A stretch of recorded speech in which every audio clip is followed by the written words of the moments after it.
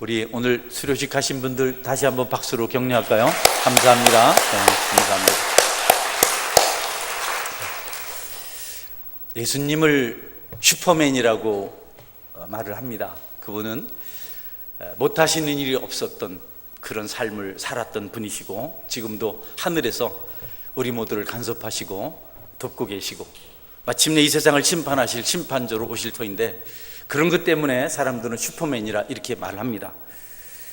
그러나 세상 사람들이 생각하는 슈퍼맨과 다른 삶의 모습이 예수님에게 있었습니다. 마지막 이 땅에서 삶을 마감하실 때는 억울하게 누명을 쓰고 멸시천대를 받으시면서 십자가에서 처절하게 죽으셨습니다. 사람이 겪을 수 있는 고통, 고난을 다 경험하시고 그렇게 가셨습니다. 옷 벗김 당하고, 침뱉임 당하고, 채찍에 맞고, 조롱 당하고, 가시에 찔리고. 그분이 그렇게 되지 않으셔도 될 그야말로 슈퍼맨의 능력을 가지고 계셨어요. 그분은 무리를 걸으셨고요, 죽은 자를 살려내셨고요, 그분이 고칠 수 없는 질병은 아무것도 없었습니다. 마음이 상한 자들을 치료하실 뿐 아니라 여러분, 곤고하여서 그 짐을 짊어지고 신음하는 자들을 얼마든지 위로하셨던 분이십니다. 어떻게 보면 죽으실 때 모습과 공생의 사역 동안 살아하셨던 모습이 크게 대조가 되는데, 놀랍게도 사람들은 많은 사람들을 5,000명을 혹은 4,000명을 도시락 하나 가지고 먹이신 그 능력의 주님, 혹은 무리를 걸으시고 죽은 자를 살려내신 그 힘 있는 주님 때문에 믿기로 결심하고 주님을 찬송하고 그 앞에 종되기를 자원한 사람들보다도 십자가에 달려서 비참하게 처절하게 죽으신 것을 생각하고 그것을 묵상하면서 내 죄를 용서하신 주님 감사합니다, 이렇게 하고 믿은 사람의 수가 여러분 훨씬 더 많다는 사실입니다. 하나님 나라는 우리의 생각과 우리의 가치와 논리를, 상식을 초월합니다. 여러분의 삶이 경제적으로 또 육체적으로 어려움이 없어서 행복하다라고 말하는 것도 나쁜 것은 아니지만, 어렵고 힘들지만 억울하지만 주님 계셔서 행복합니다 라고 말할 수 있다면, 고백할 수 있다면 여러분은 참 그리스도인이 맞습니다. 여러분의 삶이 너무 재미있고 육체도 건강하고 돈도 많고 무슨 일이 잘 될 때 그것으로 만족하지 말고, 그렇지 못한 사람들에게 여러분의 마음이 가 있다면 여러분은 하나님께서 기뻐하시는 그리스도인이 맞습니다. 여러분, 육체의 영달만 기뻐하지 말고 영적으로 풍성한 믿음의 삶을 살아가시는 여러분이 되실 수 있기를 주의 이름으로 축원합니다. 그런 차원에서 오늘 설교 말씀 제목을 영혼을 솟생케 하시는 하나님이라고 정했습니다. 사람은 지난주를 살펴봤듯이 양과 같아서 길을 잃고 유리방황하는 그런 존재입니다. 거의 그렇게 삽니다. 하나님께 주신 축복이 큰데도 불구하고 어두운 밤을 친구들과 배회하면서 거기서 즐거움을 찾으려고 그렇게 사는 방탕한 삶이 행복이라고 생각하는 사람들이 많습니다.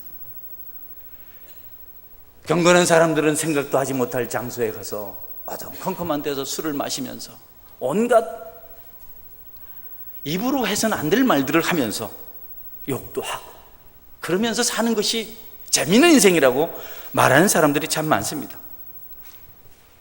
그런 우리를 불쌍히 여기셔서 우리 예수님께서 우리가 목자가 되어주시고 길 잃은 자들을 푸른 초장, 쉴만한 물가로 인도하시고 그들에게 참 안식과 평강을 주셨습니다. 주님은 이 사실을 요한복음 10장 10절에서 이렇게 말씀합니다. 도둑이 오는 것은 도둑질하고 죽이고 멸망시키려는 것뿐이요, 내가 온 것은 양으로 생명을 얻게 하고 더 풍성히 얻게 하려는 것이라.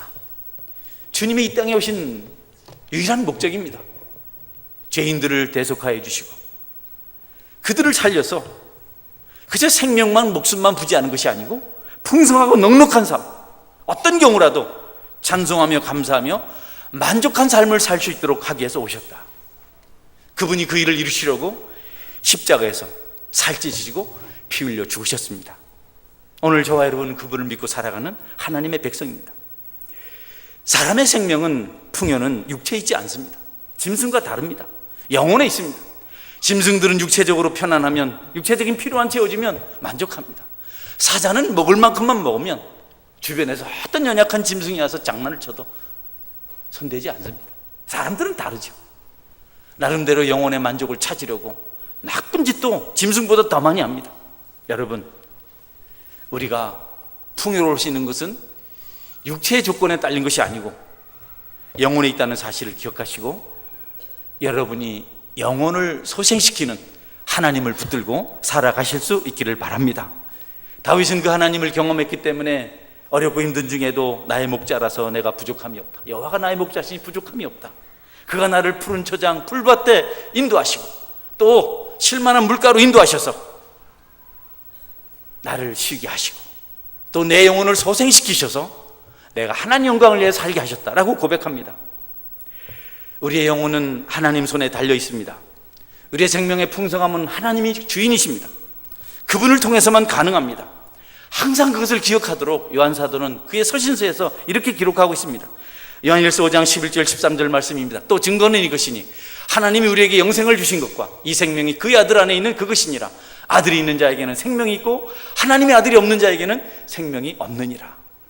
여러분의 생명, 여러분의 풍요, 여러분의 만족이 오직 십자가에 죽어주신 우리의 구원자 예수님 안에 있다는 사실을 기억하시고 늘 그 사랑 안에서 하나님과 교통하면 여러분의 삶이 넉넉해지고 부유해지고 능력이게 되고 풍성하게 될 것을 믿으시기를 바랍니다. 늘 그분의 음성을 들으십시오. 그분 안에 있는 사람들은 그분의 음성을 들어야 합니다. 늘 그분을 따라야 합니다. 그분의 음성을 들을 뿐 아니라 그분이 들을 수 있는 음성으로 기도해야 합니다.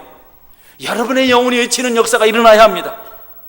사람의 말이 아니고 여러분의 영혼의 음성이 그분에 들려질 때 그분은 들으시고 우리를 축복하시며 우리를 형통한 길로 인도해 주십니다. 성도 여러분, 사람의 소리로 세상을 시끄럽게 하지 말고 하나님 음성을 듣고 그분의 음성으로 영혼의 소리로 세상을 행복하게 하는 생명의 하나님 안에 있는 예수 그리스도 안에 있는 여러분의 신앙 여정이 될 수 있기를 바랍니다. 요한복음 10장 14절 16절 말씀입니다. 나는 선한 목자라. 나는 내 양을 알고 양도 나를 아는 것이 아버지께서 나를 아시고 내가 아버지를 아는 것 같으니 나는 양을 위하여 목숨을 버리노라. 여러분, 또 이 우리에 들지 아니한 다른 양들이 내게 있어 내가 인도하여야 할 터이니 그들도 내 음성을 듣고 한 무리가 되어 한 목자에게 있으리라. 주님 음성을 들어야 돼요. 여러분, 사람 소리 듣고 감정 상하지 말고 사람의 행위 때문에 여러분 마음 상해서 힘들어하지 말고 그 속에 담겨져 있는 깊은 하나님의 섭리를 발견하고 그분의 소리를, 그분의 음성을 들을 수 있는 성숙한 성도가 되실 수 있기를 바랍니다. 그 음성을 듣지 못해서 피곤하고 자주 넘어지고 자주 화를 내고 원망하고 불평하는 그런 삶을 살아가는 분들이 계신데 우리가 어떤 어려운 환경을 당해도 그 속에 있는 하나님의 뜻이 있고 하나님의 소리가 있고 하나님의 음성이 있습니다. 하나님 우리 육체를 편안하게 하는 것 이상으로 영혼을 소생시키시려고 일하시는 분이십니다. 우리 영혼을 소생시키려고 우리가 힘들고 어려운 때도 허락하시기도 하십니다. 우리가 듣기 힘든 소리도 듣도록 만드십니다. 우리가 영적으로 깨어있다면 그분이 일하시면서 우리에게 주시는 축복의 말씀을, 우리를 잘되게 하시는 경석의 말씀을 우리가 들을 수 있게 된다는 겁니다. 여러분, 욥에 대해서 들으셨습니다. 욥은 큰 시련을 당했을 때 하나님을 원망하지 않았습니다. 다 잃었습니다. 하나님만 섬겼던 그에게 여러분 비참한 일이 생겼습니다.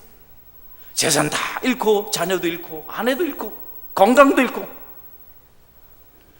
욥은 잘못한 일이 없는 사람입니다. 동방에서 가장 큰 사람, 존경받는 사람입니다. 그런데 모든 것을 다 잃었습니다. 그 절망적인 순간을 만났을 때 욥이 했던 기도 내용이 뭔지를 아십니까? 감사하는 기도였습니다. 욥기입니다. 욥기 말씀인데요, 여러분 같이 한번 읽어볼까요? 욥이 일어나 겉옷을 찢고 머리털을 밀고 땅에 엎드려 예배하며 이르되 내가 모태에서 알몸으로 나왔사온즉 나 또한 알몸이 그리로 돌아가올지라. 주신 이도 여호와시오 거두신 이도 여호와시오니 여호와 이름이 찬송을 받을지인다 하고 하나님을 향하여 원망하지 아니하니라. 네, 너무 어려운 일을 당했지만 하나님 감사합니다. 두 손 들고 찬양을 했어요. 주신이 하나님이십니다. 또 가지고 가실 분도 하나님이십니다. 나는 이 땅에 올 때 아무것도 가지지 않고 왔습니다. 돌아갈 때도 그럴 것입니다. 하나님이 영광 받으소서. 하나님은 하나님의 뜻을 깊이 아리고 영의 기도를 드린 욥을 여러분 이전보다 배나 축복하신 줄 믿으시기를 바랍니다. 때때로 하나님을 거역한 사람들이 있습니다. 요나라는 사람입니다. 요나가 사명을 받았는데 그 사명이 싫어서 도망쳤습니다. 그가 알기로는 하나님은 이스라엘 땅에만 있지 다른 지역에는 없다고 생각했어요. 그래서 스페인의 도시 다시스로 도망을 쳤습니다. 최고 번화가, 최고 호화로운 도시, 향락을 일으키는 데 갔습니다. 하나님께서 막으셨습니다. 그를 바다에 빠뜨리셨습니다. 물고기 뱃속에 던지셨습니다. 그러나 여러분, 요나가 그 어려운 일을 당하면서 회개합니다. 요나가 회개한 내용이 요나서 2장 1절 이후에 있습니다. 요나가 물고기 뱃속에서 그의 하나님 여호와께 기도하여 이르되 내가 받는 고난으로 말미암아 여호와께 불러 아뢰었더니 주께서 내게 대답하셨고 내가 수오르의 뱃속에서 부르짖었더니 주께서 내 음성을 들으셨나이다. 여러분, 하나님 앞에 답답한 형편을 만났을 때 요나가 자기 잘못을 깨닫고 하나님께 기도했더니 하나님께서 그의 영혼을 소송케 하셨고 그를 살려내셨습니다. 우리가 새롭게 되고 풍성한 축복을 누리게 되는 것은 죄를 회개하는 것입니다. 죄를 뉘우치고 머리를 쥐어뜯고 손을 자르고 내가 왜 이럴까 회개한다고 소리를 치고 몸부림을 치고 회개했으니까 죄가 있으니 대신 내가 열심히 봉사하겠다, 내가 죄가 있으니 내가 대신 물질을 많이 드리겠다, 이것 가지고 우리 죄가 상쇄되지 않습니다. 여러분, 예수님 십자가를 붙들고 회개할 때 죄가 용서될 줄 믿으시길 바랍니다. 우리가 오해를 해요. 신앙생활할 때 하나님은요, 우리가 예수님 믿기를 원하세요. 그분께서 죽으시면서 살짓이 흘리신 보혈의 은혜를 우리가 믿기를 원하세요. 용서와 회복은 우리의 공로나 자격이 아닙니다. 우리가 했던 어떤 행위가 아닙니다. 그것 가지고 용서되는 것 아니에요. 세상 복은 벌금으로 해결되지만 우리는 그럴 자격이 없습니다. 그 자격이나 조건, 그것은 범죄자가, 죄 지은 자가 정하는 것이 아니고 영원한 심판자, 재판장이신 하나님이 정하는 것입니다. 그분이 정하시기를 너희들의 죄가 용서될 수 있는 유일한 길은 내 아들 독생자 십자가에 죽어준 그를 믿는 것이라고 말씀하셨습니다. 예수님을 믿을 때 모든 죄가 용서됩니다. 천국의 심판대 앞에 여러분이 서셨을 때 하나님께서 우리에게 요구하신 것은 아무것도 없습니다. 하나님, 내가 땅에 있을 때 구제 많이 했습니다. 사람 많이 도왔습니다. 착한 일 많이 했습니다. 하나님, 내가 죄 짓고 내가 그 죄가 싫어서 내 손을 잘랐습니다. 내가 세상에 살 때 죄가 너무 싫어서 내가 얼마나 많이 굶었는지 모릅니다. 나는 내 머리를 수천 번 박았습니다. 여러분, 교회를 오래 다녔습니다. 나는 이른 새벽부터 저녁까지 열심히 교회를 봉사했습니다. 하나님은 그거 듣지 않습니다.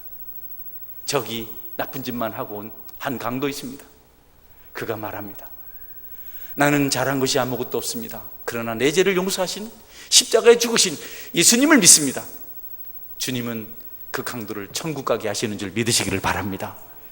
사람이요, 십자가 사랑을 경험하지 않으면, 그것을 체험하지 않으면 절대로 거룩한 삶을 살 수가 없습니다. 공부를 아무리 많이 해도, 착한 일을 아무리 많이 해도 그것 가지고 죄를 이겨낼 수는 없습니다. 여러분, 성경은 우리가 모두 다 죄인이라고 말씀합니다. 의인은 없나니 하나도 없다.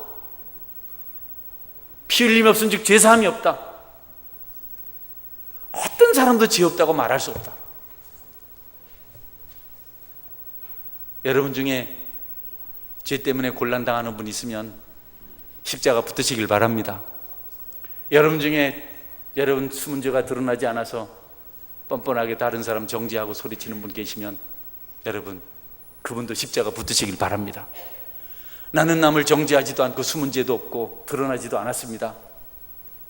그러나 성경에서 죄인이라고 말씀하시니 여러분, 그도 십자가를 붙으시기를 주의 이름으로 축원합니다. 다른 아무것도 요구하지 않으셨어요. 복음이 얼마나 쉽고 감사한 일인지 모릅니다. 예수님을 믿은 다음에 우리 모든 죄는 다 씻어졌습니다. 여러분, 믿으시기를 바랍니다. 그것이 우리의 죄를 용서하는 유일한 방법이고 유일한 길입니다. 이전에 우리는 하나님의 뒷모습만 봐도 죽어야 될 죄인이었습니다. 천사가 방문하는 것은 죽음을 의미했습니다. 이제는 우리가 천사가 방문해도 말할 수 있습니다. 나는 예수님의 십자가를 믿고 그것을 붙들고 주님의 보혈을 피해 보혈의 공로를 의지하고 나는 더 이상 심판받을 죄인이 아닙니다. 나는 죽지 않습니다 라고 천사에게 담대히 말할 수 있습니다. 그때 천사가 당황할 것입니다. 그러면서 할 말이 있습니다. 그 은혜를 받았고 그 사랑을 받았고 그 축복을 받았음에도 불구하고 너는 어떻게 은혜 없는 사람으로 살아가는가 라고 천사가 우리를 향해서 도전할 것입니다. 여러분, 그런 도전 받지 않도록 은혜 받은 사람, 구원받은 사람, 주님의 사랑을 아는 사람은 삶을 반드시 반듯하게 해야 합니다. 또 역설이지만 그렇게 되기 위해서는 주님의 십자가 사랑을 확실히 확인해야 합니다. 거듭 말씀드립니다. 그 사랑에 감동되지 않고는 죄를 멀리할 수 있는 용기도 기쁨도 우리에게는 없습니다. 그 사랑에 감동이 되면, 그 사랑에 충만하면 어떤 죄의 유혹도 우리가 하찮게 여기고 이겨낼 수가 있습니다. 그 사랑 알기까지는 하나님께서 의롭다고 말씀하지 않습니다. 십자가 사랑이 여러분에게 있기를 주의 이름으로 축원합니다. 여러분, 가인을 보십시오. 자기 죄를 고백하지 않았습니다. 핑계했습니다.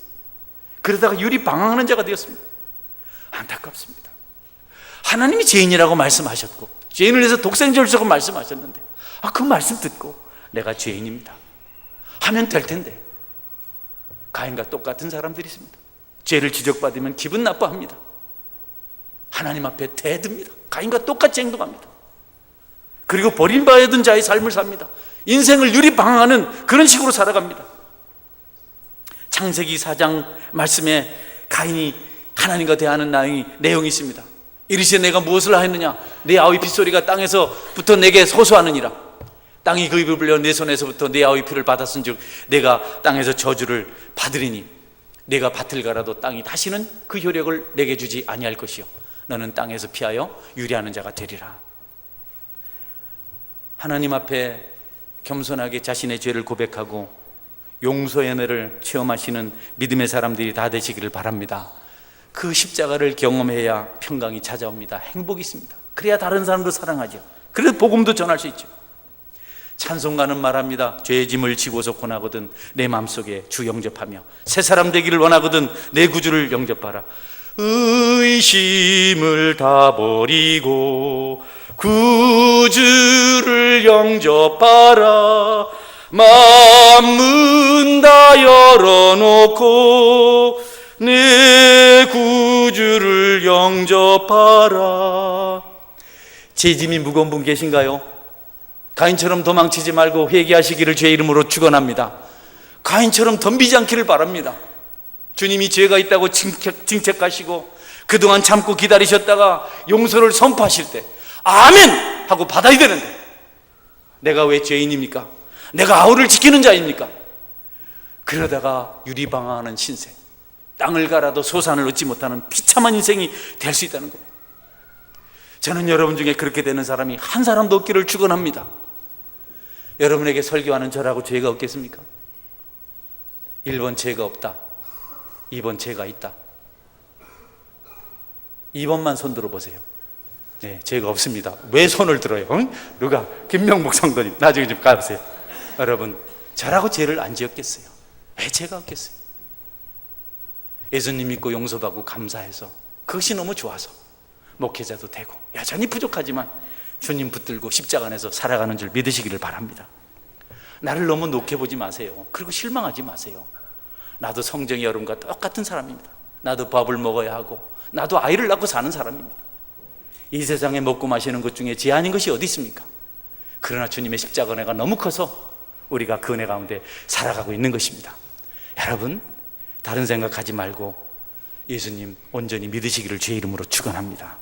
그 사랑을 알면요, 병도 고쳐집니다. 용기도 생깁니다. 담대해집니다. 주님이 계시는데, 마귀를 이겨내신 주님이 계시는데. 많이 힘든 분 계신가요? 울어야 될 일이 있어서 마음 아픈 분들 계신가요? 그때 주님께서 여러분의 영혼의 소리를 들으실 때인 줄 믿으시고, 그 아픔 가지고 절망하고 낙심하지 말고 불평하지 말고 주님께 나와 눈물로 기도하십시오. 주님께서 그것을 보시고 여러분을 평강의 사람으로 살아갈 수 있도록, 축복의 사람으로 살아갈 수 있도록 여러분의 영혼을 소생시키게 될 것입니다. 그분 떠나시면 안 됩니다. 가장 잘못하는 것이 예수님을 떠나는 것이고, 여러분, 주님을 외면하는 것입니다. 사도 바울은 자신이 주님 안에 산다고 고백했습니다. 주님이 자신 안에 있다고 고백했습니다. 갈라디아서 2장 20절 말씀 이렇게 말합니다. 내가 그리스도와 함께 십자가에 못 박혔나니 그런즉 이제는 내가 사는 것이 아니요 오직 내 안에 그리스도께서 사시는 것이라. 이제 내가 육체 가운데서 사는 것은 나를 사랑하사 나를 위하여 자기 자신을 버리신 하나님의 아들을 믿는 믿음 안에서 사는 것이라. 여러분에게도 바울과 같은 고백이 있기를 주의 이름으로 축원합니다. 따라하세요. 내 안에 예수님이 사십니다. 나도 주님 안에 있습니다. 아멘. 여러분, 이것 가지고 살아야지. 아니한 말로 돈이 있어요, 명예가 있어요, 권세가 있어요. 무엇으로 세상에서 경쟁하면서 승리자라고 노래하면서 기쁨 가운데 살 수 있습니까? 우리에게는 우리를 위해서 죽으신 하나님의 아들 예수 그리스도가 있습니다. 하나님 우리와 함께 하시길 원하셔서 십자가 길을 열어놓으셨습니다. 우리에게 하나님이 없다면 목자 없는 양과 같을 것, 선장이 없는 배와 같고 파수꾼이 없는 망루와 같습니다. 예수 그리스도가 없을 때 우리에게 생명이 없습니다. 하나님을 외면하면, 하나님을 떠나면 유리빵항하는 과인과 같이 될 것이고 죄의 노예로 살게 될 것입니다. 누가 여러분을 질타합니까? 죄인이라고 손가락질합니까? 거기 하나님의 음성이 있는 줄 믿으시기를 바랍니다. 기다리십시오. 하나님, 내 죄 안 졌는데요, 저 사람이 나를 죄인이라고 하네요. 하나님이 시키셨습니까? 그렇다면 내가 죄인이 맞습니다. 하나님 없이 무엇을 할 수 있겠습니까? 죄 없다고 하면 하나님 떠나십니다. 죄 있다고 하면 하나님께서 불쌍히 여기시고 도우십니다. 하나님 없는 자가 승리하는 삶을 살지 못합니다. 전쟁에서 이기지 못합니다. 총은 없이 전쟁에 갈 수 있어도 하나님 없이는 안 됩니다. 여러분의 삶의 현장에 하나님이 없으면 아무것도 되는 일이 없습니다. 두려움을 없앨 수가 없습니다. 여러분은 주님을 만나기 전까지는 침상에 눕지 않기를 주의 이름으로 축원합니다. 그분을 묵상하십시오. 그분이 여러분 속에 있어야 기적의 역사가 일어납니다. 할렐루야. 주님 없으면 여러분 지혜도 없습니다. 아브라함의 조카 롯은 하나님보다 세상을 좋아했습니다. 소돔성으로 갔습니다. 많은 것을 얻었습니다. 넉넉했습니다. 그러나 그의 영혼은 메말라 버렸습니다. 그 땅이 심판할 때 롯이 모았던 소유는 하나도 가지고 갈 수가 없었습니다. 모두 불탔습니다. 사랑하는 아내조차도 하나님 말씀 어기고 뒤를 돌아봤다가 소금 기둥이 되고 말았습니다. 심판을 피해서 산속 동굴에 있었는데 딸들이 소돔에서 배운 사악한 죄를 아버지에게 적용했습니다. 아버지를 술 마시게 하고 아버지와 동침하고 그들이 대를 잇겠다고 근친상간의 죄를 짓고 큰딸도 하나, 둘째 딸도 하나 아이를 낳았는데 모압과 암몬입니다. 여러분, 죄악 중에 태어난 아이들이 지금까지도 세상을 혼란하게 합니다. 그들도 구원받을 자가 확실하지만 우리가 하나님을 떠나서 하나님을 멀리하고 행한 것들이 어떤 결과를 가져오는지 성경은 분명히 말씀해주고 있습니다. 다윗은 그의 생애 중에서 가장 좋을 때, 가장 평안할 때, 가장 행복할 때 목욕하는 여인을 훔쳐보다가 여러분 정욕의 노예가 되고 말았습니다. 그 여인의 남편은 우리아라는 사람이었는데 이스라엘과 다윗을 위해서 자기 목숨을 아끼지 않고 바쳤던 용사였습니다.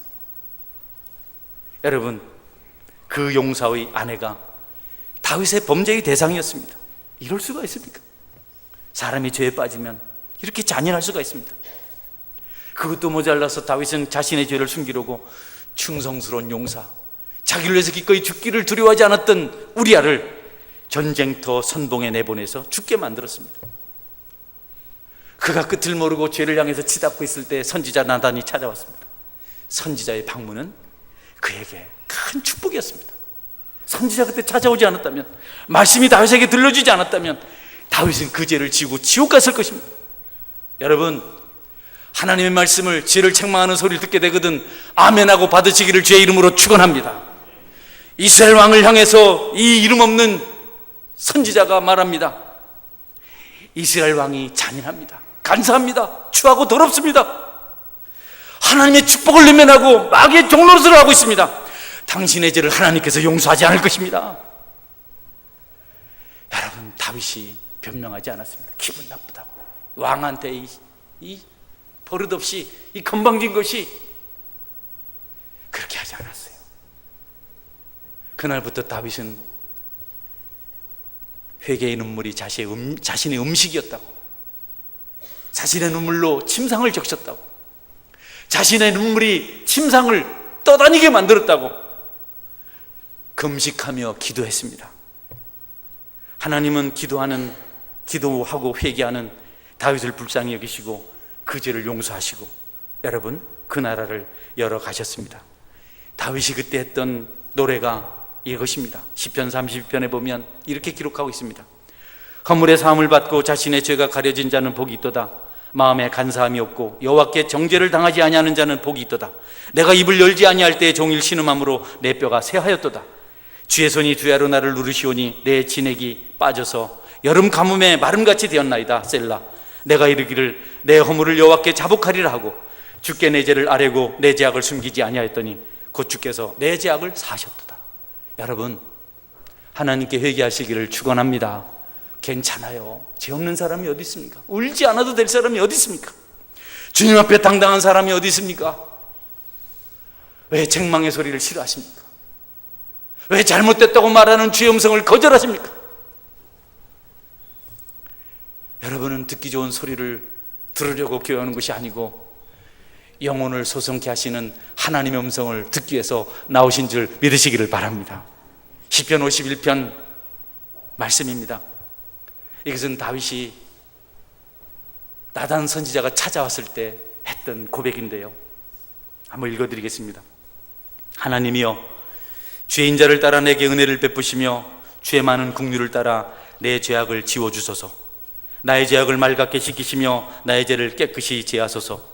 물은 날은 내 죄가를 나오니 내 죄가 항상 내 앞에 있나이다. 내가 주께만 범죄하여 주의 목전에 악을 행하였사오니 주께서 말씀하실 때 의로우시다 하고 주께서 심판하실 때 순전하시다 하리다. 내가 죄악 중에서 출생하였으며 내가 죄 중에서 나를 잉태하였나이다. 보소서, 주께서 중심의 신실함을 원하시오니 내게 지혜를 은밀히 가르치시리다. 우슬초로 나를 정결하게 하소서. 내가 정하리다. 나의 죄를 씻어 주소서. 내가 눈보다 희리이다. 제가 이 말씀 많이 읽었습니다. 신학교 다닐 때도 읽었고 목회를 하면서도 읽었고 어쩔 수 없는 죄인이라는 사실을 많이 알게 되었습니다. 그때마다 은혜가 되었습니다. 여러분, 다시 말씀드립니다. 죄를 책망받거든, 교회가 징계하거든 속상해하지 말고 무릎 꿇으면 여러분이 알 수 없었던 놀라운 비밀의 축복이 여러분에게 자손만대까지 이르게 될 줄 믿으시기를 바랍니다. 왜 하나님과 멀어지려고 하십니까? 독생자까지 아끼지 않고 우리를 축복하시려고 하는 그분으로부터 왜 멀어지려고 합니까? 왜 그렇게 어리석은 길을 선택하십니까? 그분 안에서 살면, 죄와 낙을 멀리하고 그분과 더불어 살면 모든 것이 회복됩니다. 산업도 회복이 되고 가정도 회복이 되고 여러분의 심령도 회복이 되고 건강도, 눈도 밝아지고 명예도 회복되고 구하는 것도 응답받을 수 있습니다. 그래서 성도들은 늘 하나님 앞에 있기를 원했습니다. 시편 84편 말씀입니다. 주의 궁정에서의 한날이 다른 곳에서의 첫날보다 나은즉 악인의 장막에 사는 것보다 내 하나님의 성전 문지기로 있는 것이 좋사오니. 계속 하나님 곁에 있으려고, 천년을 살으면 뭐합니까? 하루라도 하나님 곁에 있고 싶습니다. 할렐루야! 이것이 여러분의 고백이 될 수 있기를 주의 이름으로 축원합니다. 천년의 영광을 다 버리고 하루 살겠다고 하나님 곁에 왔습니다. 하나님이 얼마나 좋았으면 이가 영원히 소생케 된 사람의 모습입니다. 여러분, 하나님께서 우리의 영혼을 소생시킨다고 말씀하십니까? 우리가 죄를 짓는다는 얘기 아니겠습니까? 가난도 질병도 비천함도 삶의 풍파도 우리의 영혼을 피폐하게 만들지 못합니다. 그러나 우리가 죄를 지으면 피폐한 자가 됩니다. 어려움은 오히려 영혼을 경성하게 만듭니다. 우리 영혼을 무디게 만들고 큰 죄에 빠지게 만드는 그 죄는 하나님을 떠날 때 우리에게 찾아오는 것입니다. 그러니 여러분, 여러분에게 있는 죄를 반드시 주님의 피로 씻어내시기를 바랍니다. 반드시 씻어내시기를 바랍니다. 이런 그리스 신화 이야기가 있습니다. 엘리스라는 나라에 아우게이아스라는 왕이 있었습니다. 엄청난 부자였습니다. 얼마나 부자였는지 태양의 신 헬리오스에게 바쳐진 12마리의 흰색 황소도 나중에는 그의 소유가 되었습니다. 그는 3,000마리나 되는 소를 키우고 있었습니다. 30년 동안 그럼에도 불구하고 한 번도 외양간을 청소하지 않았습니다. 너무나 더러웠습니다. 이 부자에게 여러분, 유리티어스가 헤라클레를 시켜서 외양간을 청소하도록 명령을 합니다. 이 신화는요, 사람과 신을 동격화하는 게 신화입니다. 하나님을 부정하는 거죠. 그러니까 신이 막 헬라클레스를 시켜서 게이아우스의 그 외양간을 청소해 주라고 합니다. 헤라클레스가 가까이 있는 강물 2개를 끌어들여서 하루 만에 시키는 대로 3,000마리 소가 살고 있는 외양간을 깨끗하게 치웠습니다. 제가 외양간 얘기를 하는 게 아니고요, 여러분, 여러분의 눈에서 회개의 강물이 흐르기를 주의 이름으로 축원합니다. 통곡의 기도를 들으실 수 있기를 주의 이름으로 축원합니다. 여러분의 죄를 선한 행동 몇 개로 씻어낼 수 있다고 생각하십니까? 인간의 사악한 죄를 착한 일 몇 가지로 여러분 상쇄시키려고 생각합니까? 예배 좀 드리고 어디 가서 봉사 좀 하고, 여러분 흑심을 가지고 봉사하는 이단들도 있어요. 그것 가지고 죄를 씻음받으시다고 생각하십니까? 여러분에게 회개의 강물이 흐르기를 주의 이름으로 축원합니다. 어떻게 죄를 그렇게 가볍게 여기고 쉽게 생각하고,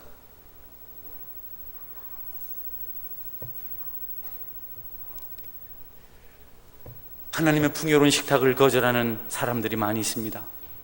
하나님께서 진수성전을 차려놓고 부르시는데 거기 가지 않고 세상으로 갑니다. 거기 가서 여러분 해가 될 것을 자신들의 축복된 식탁이라고 생각하고 먹고 마십니다. 술에 취합니다. 방탕합니다. 음란합니다. 여러분 집에서는 텔레비에 빠집니다. 스마트폰에 집착합니다. 하나님의 풍성한 식탁이 얼마나 대조가 되는지, 하나님의 식탁에는 찬양이 있습니다. 감사가 있습니다. 거기에는 기도가 있습니다. 순종이 있습니다. 섬김의 요리가 있습니다. 식탁은 풍요가 있는 곳입니다. 여러분은 세상의 식탁에 가서 여러분을 망치는 일을 하지 않길 바랍니다. 거기 가서 여러분이 도박을 즐기고 음란한 죄를 저지르는 것은 여러분에게 치명적인 독약이 되는 것입니다. 하나님 아버지가 주신 거룩한 식탁으로 나오시기를 제 이름으로 축원합니다.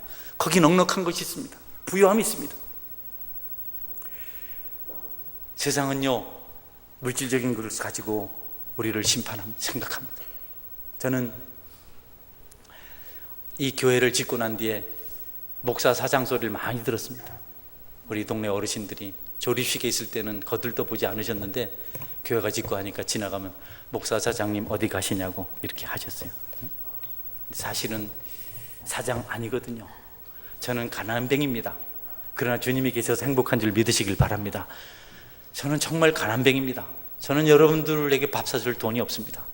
사주는 거 거의 별일을 빌려서 사주는 건데 갚을 생각도 안 하고 말이죠. 그런데 부요합니다. 왠 줄 아십니까? 하나님이 함께 계셔서 그렇습니다. 그분에게서, 그분의 식탁에서 매일 풍요를 공급받아서 그렇습니다. 이런 인생 여러분에게 있길 바랍니다. 이스라엘 백성들 광야에서 여러분 하나님께서 만나주시고 최고의 것 주셨는데 싫어했어요. 불평했어요. 그리고 그들이 원하는 것을 찾아서 애굽 땅으로 가려고 했습니다. 안타깝습니다. 오늘날 많은 성도들이 하나님의 풍성한 식탁, 부유한 식탁을 버리고 다른 곳에 가서 죽을 것을 먹으려고 합니다. 집에서 아내가, 어머니가 해주는 음식이 힘이 있고 영양가가 있죠. 사랑이 담겨있기 때문에 여러분이 집을 떠나서 먹는 음식이 여러분을 풍족하게 하지 못합니다. 하나님의 백성들, 하나님 나라의 한 가족인데, 여러분, 하나님 식탁을 떠나서, 말씀을 떠나고, 순종을 떠나고, 기도를 떠나고, 섬김을 떠나고, 여러분이 주님 앞에 찬양하는 것을 떠나서 여러분의 영혼이 풍성하고 포만감을 느낄 수 있을 것이라고 생각해서는 절대로 안 됩니다. 이전에 했던 것들을 깨끗하게 배설물로 버리셔야 합니다. 오늘 새가족 수록하신 분들, 이전에 즐기던 것들, 구습들 버리시기를 주의 이름으로 축원합니다. 그거 계속 즐기면 계속 피폐한 삶을 삽니다. 계속 벌레 같은 인생을 삽니다. 저는 우리 교회에 이전에 그런 삶을 살았다가 그것이 싫어서 주님의 식탁으로 돌아온 사람들을 많이 합니다. 그분들이 얼마나 행복해하는지 모릅니다. 그분들이 얼마나 자주 간증하는지 모릅니다. 성도 여러분, 주님이 지금도 여러분을 손짓해서 부르십니다. 세상으로 가지 말라고. 썩은 것 구하다가 나중에 이를 걸며 슬피 울며 지옥 가지 말라고, 십자가 붙들고 그 사랑 안에 살라고 손짓하고 계십니다. 그 은혜 여러분에게 있기를 축원합니다. 아멘. 같이 한번 기도하겠습니다. 기도할 때, 하나님, 내가